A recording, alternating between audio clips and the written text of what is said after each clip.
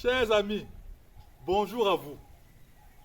Je suis ravi de vous retrouver ce matin pour une autre vidéo dans le cadre de notre parcours initiatique, formatif et spirituel sur les péchés capitaux. Alors, aujourd'hui, je vais m'attaquer à la gourmandise.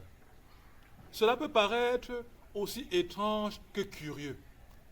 La gourmandise, pourquoi en faire un péché? Et en plus, un péché capital, c'est-à-dire un péché qui est à la source, à l'origine, à la base, à la racine de beaucoup d'autres péchés. Je peux comprendre cette réaction. Elle me fait d'ailleurs penser à l'histoire d'un jeune prêtre. Étant passé par le petit séminaire, il lui était formellement interdit, non seulement de goûter à l'alcool, mais également d'y toucher. Le voici au grand séminaire. Là aussi, l'alcool est formellement interdit. Pas question ni d'y toucher, ni d'y goûter. Or, il aurait bien voulu, de temps en temps, prendre une bonne petite bière fraîche pour se rafraîchir. Après tout, ça ne fait aucun mal si l'on n'est pas malade.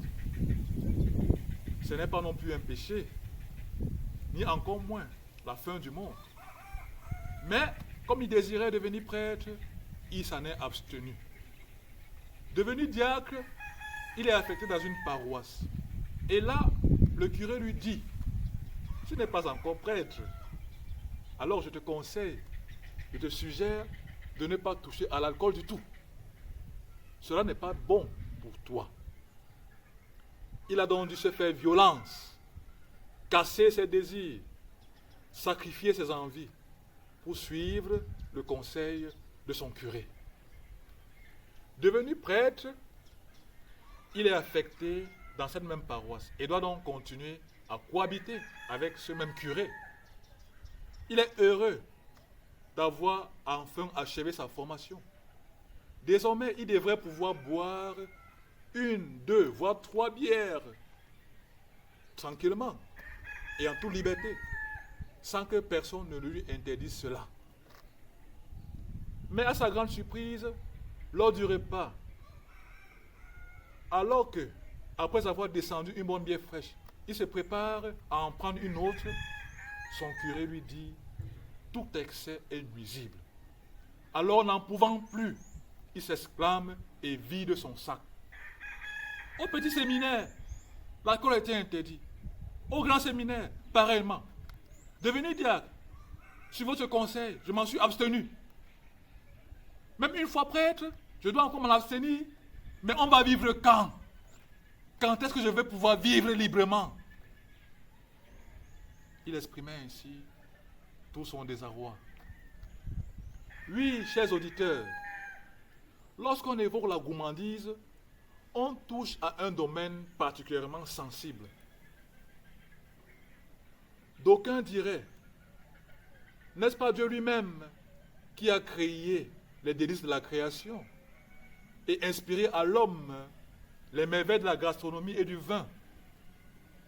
Oui, c'est vrai.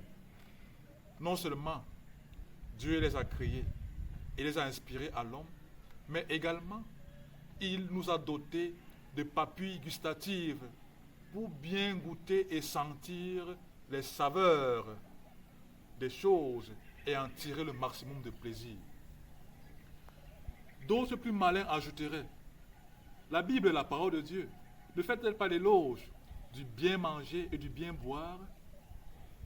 En Matthieu, chapitre 11, verset 19, certains contemporains de Jésus le qualifient de glouton et d'ivrogne, comme pour dire qu'il aimait bien manger et boire, à l'opposé de Jean le Baptiste, qui ne mangeait ni ne buvait presque pas.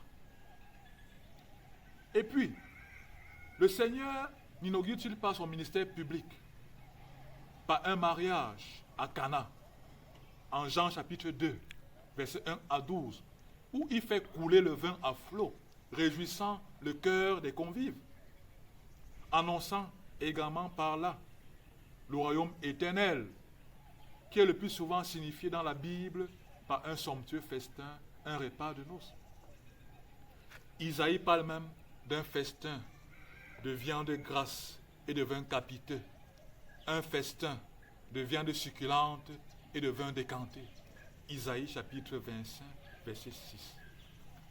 Ainsi, avec tout ceci, chers frères et sœurs, l'on pourrait dire, finalement, la gourmandise, c'est pas si terrible que ça. D'aucuns l'appellent même leur péché mignon. Pourquoi en vouloir quelqu'un? Parce qu'il mange un plat en plus, mais parce qu'il prend 1, 2, 3 bouteilles de trop. Certains disent parfois, c'est un péché si vous voulez bien, mais ce n'est pas un péché aussi grave que les autres. Ajoutez à tout ceci, il y a la société de consommation dans laquelle nous vivons, qui nous encourage à toujours plus de consommation, à ne plus s'arrêter. Tel est l'effet, chers auditeurs, des publicités sur nos vies. Il est donc particulièrement difficile avec tout ceci d'admettre que la gourmandise soit non seulement un péché, mais également un péché capital, c'est-à-dire un péché susceptible d'entraîner beaucoup d'autres péchés. Eh bien, les choses sont beaucoup plus profondes et beaucoup plus complexes qu'elles n'en ont l'air. Nous verrons que la gourmandise reste et demeure bel et bien un péché, et un péché capital. Je commencerai par m'expliquer, et je terminerai par là, en vous rappelant que